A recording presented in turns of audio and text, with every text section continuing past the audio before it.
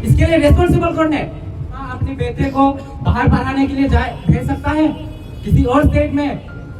कोई भेजना चाहेगा अपने भाई को, अपने बहन को? अगर यही चीजें होगा तो कौन भेजना चाहेगा? हम चाहते हैं सेंट्रल गवर्नमेंट इन सब चीजों पे स्ट्रिक्ट एक्शन ले। हमारे एंजल चाकमा जो आज हमारे साथ नहीं है, उसने फाइट करा था अपने लाइफ के साथ, वो जीना चाहता था। 2 हफ्ते से वो आईसीयू में लड़ रहा था अपने जिंदगी से, और वो आज हमारे साथ नहीं है। जस्ट बिकॉज ऑफ हमारे देश के लोग जो हमें अपना मानता नहीं है। पता नहीं ये लोग कब सोचेंगे, कब समझेंगे कि हम भी, जितने वो लोग इंडियंस हैं, हम भी उतने ही इंडियंस हैं, हम भी भारतीय हैं। आज हमें एक ऐसी चीज के लिए यूनिट होना पड़ रहा है, रैली निकालना पड़ रहा है एक ऐसी चीज के लिए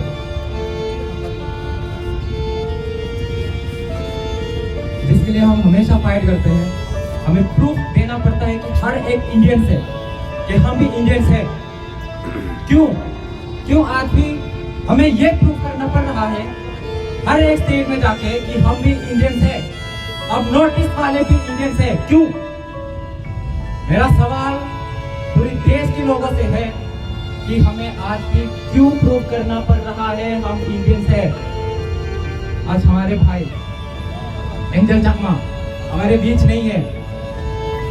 इसका सिर्फ एक ही कारण है कि वो नॉर्थ ईस्ट से बिलोंग करता है, वो एक ट्राइबल है। इसका सिर्फ एक ही कारण है, इसका डेट का सिर्फ एक ही कारण है कि ये नॉर्थ ईस्ट से बिलोंग करता है और ये हिंदी भाषा अच्छे से बोल नहीं पाता है। हमारा फेस स्ट्रक्चर, हमारा आंखें छूता है, बस इसके लिए इसको मारा गया।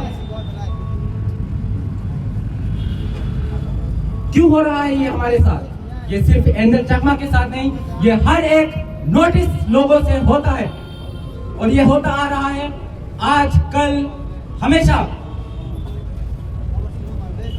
हमें ये रैली क्यों निकालना पड़ रहा है? लोगों को बताने के लिए कि हम भी इंडियंस हैं।